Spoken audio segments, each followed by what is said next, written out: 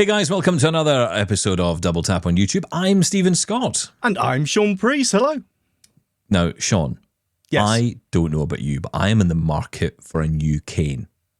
Oh, so am I. My ball fell off yesterday. You know what? I was walking. Everyone giggles when I say that. Stop it. Grow up. I was walking down a hill. I was I know, I can't help it. Shorelining down a curb, and all of a sudden, I hear this roll. And the cane feels different. The ball just fell off. Now, I was waiting for the cane to fall a bit, but it didn't. The ball just somehow fell off. And I tell you what, I really struggled, joking aside, I really struggled to get home. It was with your pickaxe. Yes, it was, I'd talk about a jab cane. It was an absolute nightmare. So I am absolutely looking for a new cane. Yeah, you went the opposite of the no jab cane. You've got the jab cane. I went the jab, yes, for the Stabbing the pavement as you go. sadomasochistics out there. It's great.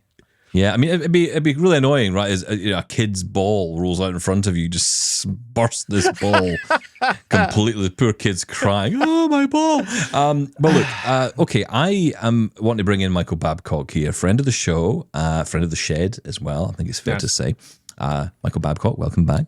Thank you. I haven't lost my ball anytime recently. Good to hear. Good to hear. King of the Canes. Because you've been trying out a couple. Yeah, because look, you've been trying out a couple of new ones. The one that I think is kind of intriguing me, because look, for those of us who have heard about the all-terrain cane, we have talked about the all-terrain cane. In fact, you know what, for a second, let's maybe stop and hear. If we go back to CES, actually, earlier in the year, we can actually hear a little bit about the all-terrain cane from the company Awarewolf Gear. I am Deborah Epstein, and I am the Chief Marketing Director for Awarewolf Gear. We are developers of super strong, durable canes that is a cross between a trekking pole and a mobility cane for the blind. My husband himself has retinitis pigmentosa, so he's mostly blind, and he wanted to stay hiking on the trails of Sedona, Arizona. So he needed something that was going to be able to support him on the trails, keep him safe, and visible and mobile. The all-terrain cane is what we started out with. It has a 16-inch grip. It has a flip lock with an adjustable handle. It's made out of titanium, and it's super strong joint made out of stainless steel. So if you're out just with a hiking stick or a trekking pole, it can't feel the terrain. Blind people need to be able to hear what's going on in the terrain, like the rocks, the smoothness. They need to feel it, hear it, and experience it in a different way than a sighted person. Also, what our cane does is allow any oncoming hikers to see that there's something different here. This person isn't just like me and can see. I need to have a little extra support and a little extra visibility. It's made to support your weight, which is something they tell you immediately in O&M instruction, not to lean on your cane, not to use your cane for support. And this is like breaking that paradigm because we want you to lean on it. You can find us at awarewolfgear.com and you can purchase there.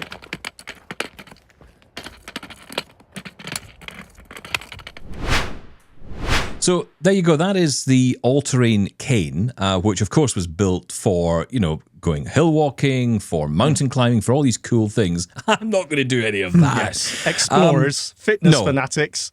I'm more of an urban explorer, which is handy because that's the new product, Michael, right? Yeah.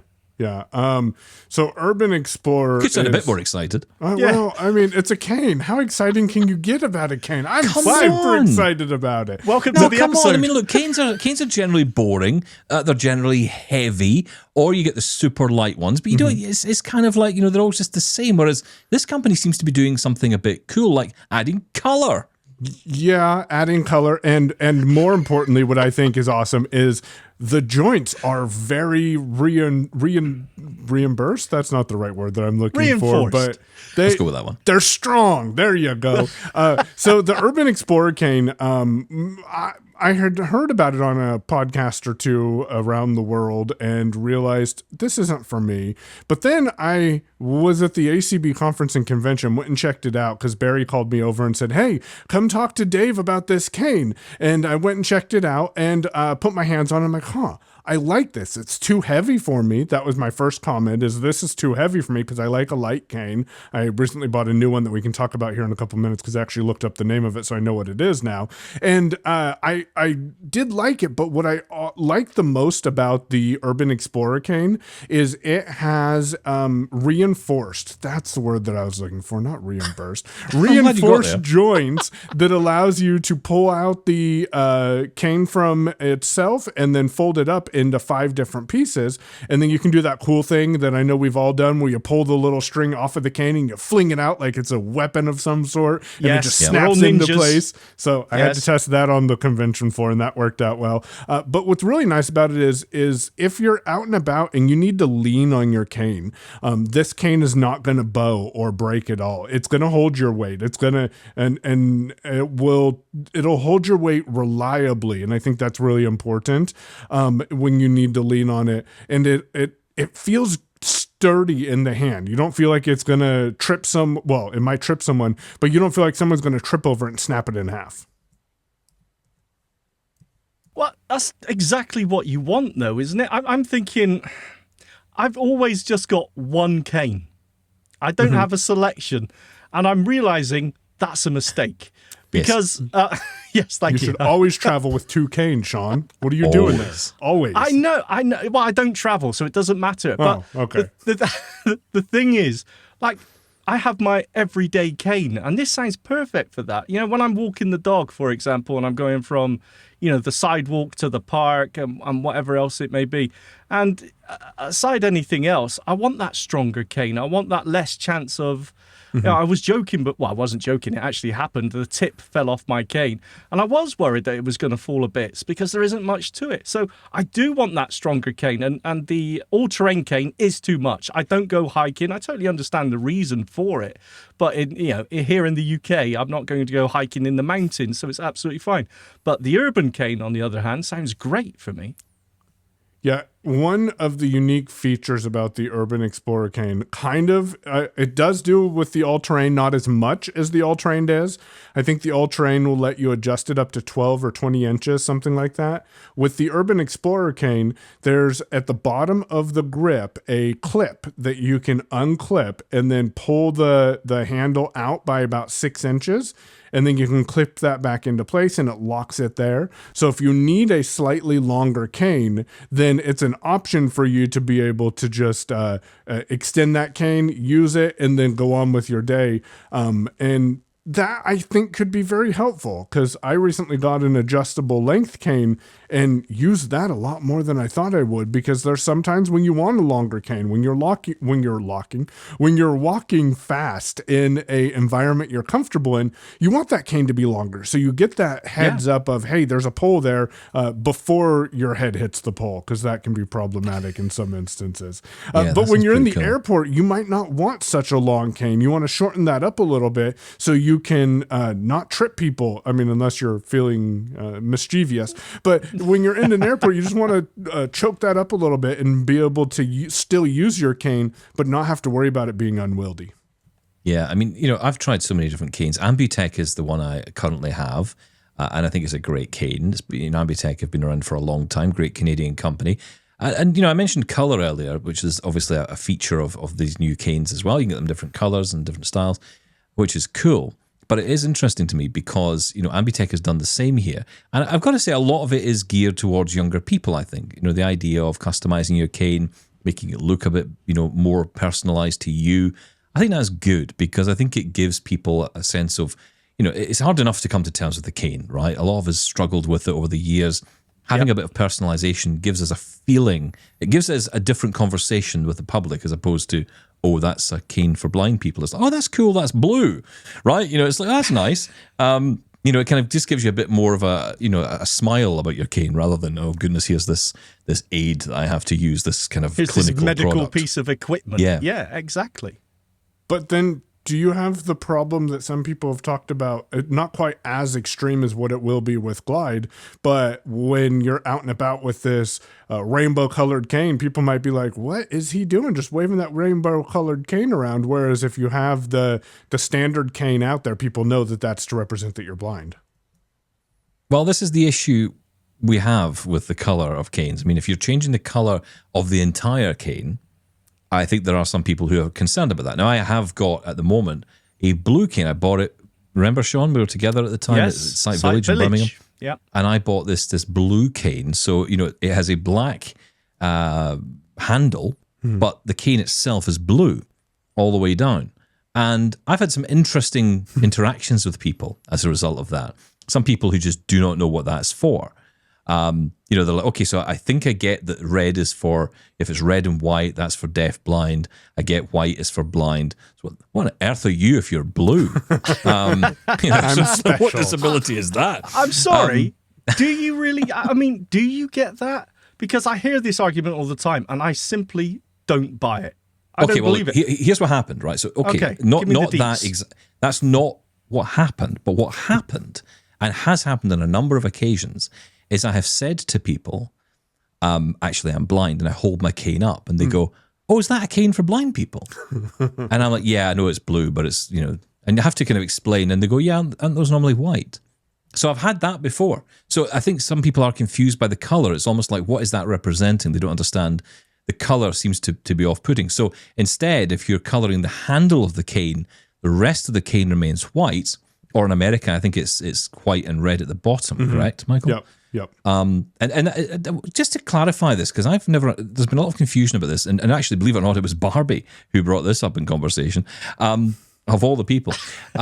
Because when Barbie was launched, Blind Barbie, her cane was white and had a red section at the bottom. And a lot of people in the UK said, hang on a minute, that's not right, because that's suggesting she's deaf-blind. Not, by the way, there's nothing wrong with deaf-blind Barbie, but just why that not? was... Yeah, but the point is that was the wrong cane she had. But of course, in America, that's correct, isn't it? That a blind person would use a white cane with a red section. Yep. With a red tip. I'm sorry, it has a red section. The tip is red. Wow. You see, that's kind of my point. I think the only people who say, oh, you're going to confuse people by that are either O&M instructors or people that know the canes inside out anyway. The general public have no idea what the colours are. They don't care, I don't think. I don't think it's an issue at all. But of course, okay, fine. Sorry. I think the issue is definitely around strength. Because, a lot of us do lean on our canes. We shouldn't necessarily lean on them. I mean, if you have an Ambutech cane, for example, it's probably not advisable you do that. But these canes are built differently, right? They're built to withstand that. Now, you said you got a new cane, and I'm guessing it's not Ambutech and it's not It an is Urban Xplorer. Ambutech, actually. It's it is an Ambutech. Ambutech Graphite Telescoping cane. Okay. And I was anti-telescoping canes forever until Demasi said, hey, you should look at this cane.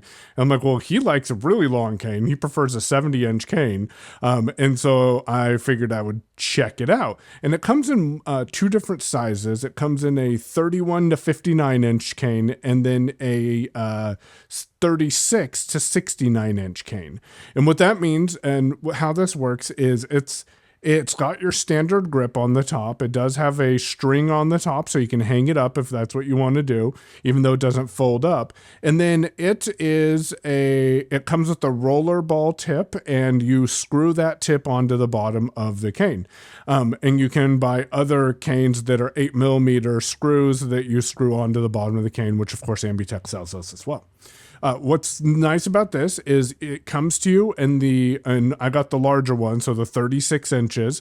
And then when you want to extend it, so there's two parts. There's the top part that goes about halfway down, and then there's the bottom part which extends. So you twist that, and then you pull it out until it's to the height that you want it, and then you twist it again the opposite way to lock it into place. And then that seems, for the most part, I did have it kind of shorten on me a couple times. That's a weird experience to be walking down the road. All of a sudden your cane gets a little bit shorter. I'm like, what is going on here? I think I broke something. Anyways, but once you lock it into place, it will, for the most part, stay there. And I like it because it's very lightweight, and that's what I want in a cane for myself.